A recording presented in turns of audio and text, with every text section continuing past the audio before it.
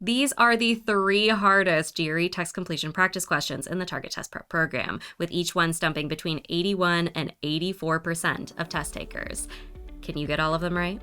I'm Erika with Target Test Prep, and I'm going to show you how each of these extra hard GRE TC problems is solved. Starting with the 3rd hardest question, pause the video to give this a shot on your own. Right off the bat, I noticed the word incongruity, meaning a state of being inconsistent or mismatched, referring to the perception of poems versus the perception of their writers.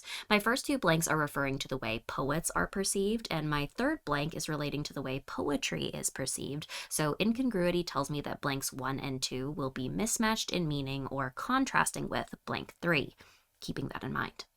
Narrowing in on blank 1, I see that poets are blank as frivolous people. Frivolous is a negative word, meaning not having any serious purpose or value. So I'm looking for a negative verb in blank 1, which I find in derided, meaning insulted bitterly or expressed contempt for, while aggrandized means to have made greater or grander in some way, often via exaggeration, so a weird one but still positive, and venerated means to have held in deep, almost reverential respect, so extremely positive. Moving to blank 2, which I have already determined is closely related to blank 1 because it is set off by M dashes, further describing how poets are perceived or derided as frivolous people. So again, I'm looking for a negative word related to frivolous.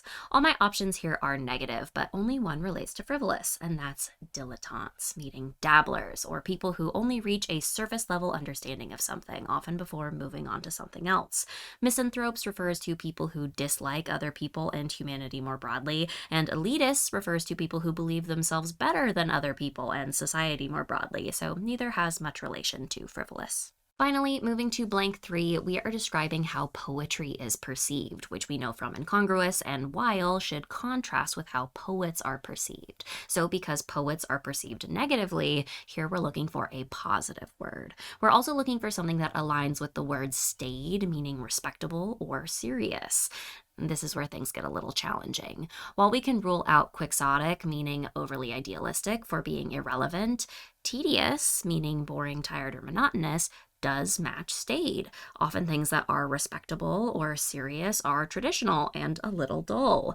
However, tedious has a more negative connotation than staid, and that doesn't match our overall sentence structure. We want a positive word contrasting the idea of being derided as frivolous, and we find it in abstruse, meaning hard to understand or deeply complex, often requiring specialized knowledge. This directly contrasts the idea of poets being dilettantes, as people who barely scratch the surface of a topic shouldn't be able to produce something complex or specialized.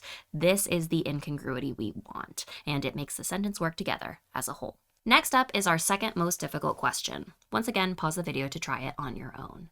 My first blank is a noun described as having reached a deafening crescendo or having gotten extremely loud.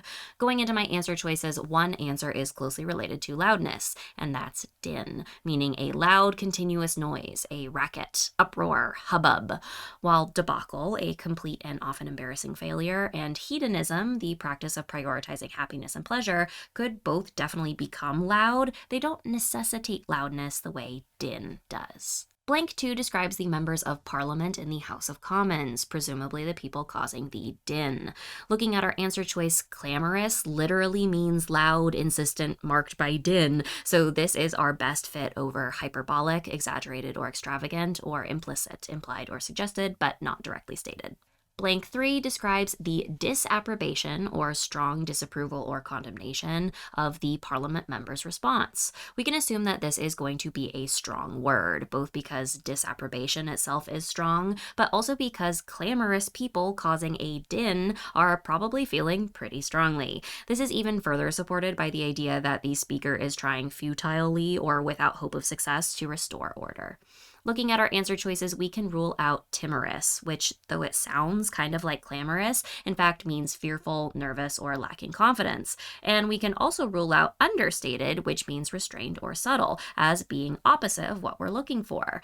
But Picking unqualified might give us pause, as the most common definition of not qualified is lacking the skill or training to accomplish something. However, there is another meaning. To qualify means to add conditions to, or to make something less absolute. So something that is unqualified has no conditions or is absolute. So a common example is an unqualified success, meaning something that was a complete and utter triumph. Here, unqualified disapprobation means complete and utter disapproval, absolute condemnation. This matches the general intensity of the sentence well and correctly completes our sentence. Before we look at the final and hardest question, if you're wondering about the process I'm using to solve these, I recommend checking out my video on how I got a perfect GRE Verbal score. In it, I talk about my #1 strategy for text completion questions and how it applies across every GRE Verbal question type.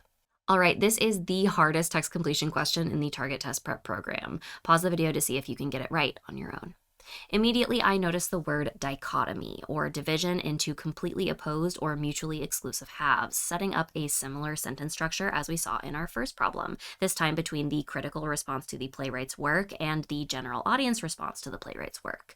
The response of critics is tied to blank 1, while the response of the general audience is tied to blanks 2 and 3, so I can expect a contrasting relationship between blank 1 and blanks 2 and 3. In blank 1, I see that critics take umbrage at the playwright's seemingly blank treatment of societal ills. Umbrage is a negative word, meaning offense, anger, or annoyance, so we can assume that our blank will also create a negative meaning. Looking at our blanks, tactful is a positive word, meaning careful or sensitive in consideration of others, so nothing to take umbrage at, while quixotic, making its second appearance in these questions, we know means overly idealistic, which, while potentially negative, creates a somewhat confusing meaning. What is an overly idealistic treatment of society's ills? Is it downplaying those ills or portraying them as positive? Is it suggesting they are easily addressed? And are any of those things enough to cause umbrage? Perhaps not enough to eliminate on its own, but definitely enough to rule out in comparison to flippant, meaning disrespectful, shallow, and lacking in seriousness, which is an attitude towards societal ills that could be easily imagined to cause umbrage. Moving to blank 2, we are discussing how audiences respond to the playwright's work, which we know from dichotomy and while should contrast with how critics respond. So we're looking for something positive, contrasting with taking umbrage.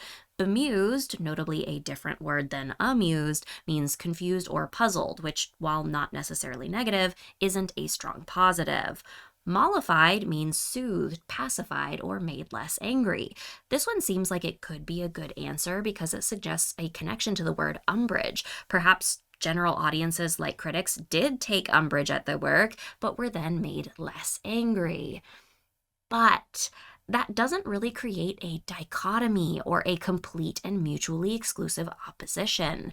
The opposite of being angry isn't being less angry. It should be feeling positively, which is what we find in buoyed, meaning uplifted, encouraged, raised in spirit. Lastly, we look at blank 3, which describes what about the playwright's work buoys general audiences. So we're looking for something positive, and we get that with levity, meaning humor, lightness, or lack of seriousness, which actually ties back to flippant, as both words imply that the playwright's work lacks seriousness, with the critic's flippant taking a negative view and the audience's levity taking a positive view.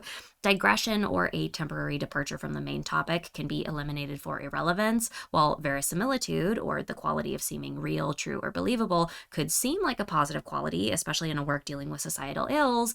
It isn't something that would likely uplift, encourage, or raise the spirits of an audience, nor does it create the meaningful connection of ideas we get with levity. Let us know in the comments how many you got right out of 3, and if you enjoyed this video, give it a like and subscribe for more like it.